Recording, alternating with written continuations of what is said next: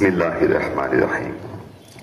সম্মানিত মুসল্লিয়ান একরাম ও সুপ্রিয় তালা উপজেলাবাসী, সবাইকে আসসালামু আলাইকুম ওয়া রাহমাতুল্লাহ। দেশে ও বিদেশে অবস্থানরত তালা উপজেলার সকল জনসাধারণকে পবিত্র ঈদ উল আজহার শুভেচ্ছা। ঈদ মোবারক। ঈদ উল আজহা বা কুরবানির ঈদ আমাদের আনন্দের পাশাপাশি আত্মত্যাগের শিক্ষা দেয়।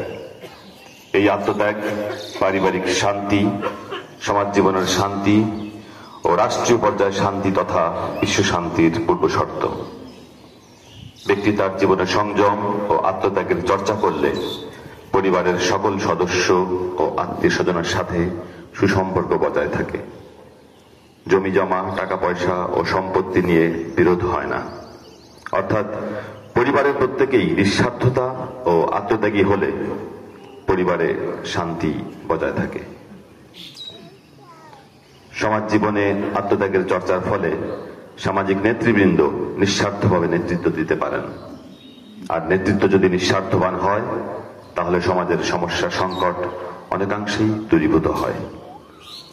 সমাজে বসবাসরত মানুষের আত্মত্যাগ ও সংযমের অধিকারী হলে এই মানুষগুলো যদি আত্মত্যাগ ও সংযমের অধিকারী হয় তাহলে তাদের মধ্যে চলমান সকল ভুল বোঝাবুঝির অবসান ঘটে ও সমাজে শান্তির সুবাতাস বহমান থাকে। একইভাবে রাষ্ট্রীয় পর্যায়ে সকল দল মতের মানুষের মধ্যে নিঃস্বার্থতা ও আত্মত্যাগের চর্চার ফলে একটি দেশ রাষ্ট্রে কখনো সংঘাতময় পরিস্থিতির সৃষ্টি হয় না। একটি দেশ সাবলীলভাবে এগিয়ে চলে, অর্থাৎ দেশটির উন্নতি ত্বরান্বিত হয়। সার্বিক পর্যালোচনায় দেখা যায় ঈদ উল আজহার শিক্ষা ব্যক্তি, সমাজ, রাষ্ট্র প্রতিটি ক্ষেত্রেই তাৎপর্যপূর্ণ। সম্মানিত তালা উপজেলাবাসী, কোরবানির ঈদ থেকে আমরা সবাই সংযম, ধৈর্য ও আত্মত্যাগের শিক্ষা নেব।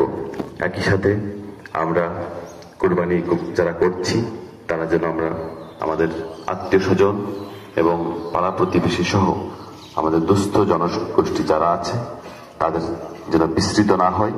আমরা আমাদের আনন্দ তাদের সাথে ভাগাভাগি করার লক্ষ্যে কোরবানির পশুর যে অংশ তাদের প্রাপ্য তাদের যথাযথভাবেই আমরা নিয়ম অনুযায়ী প্রদান করি।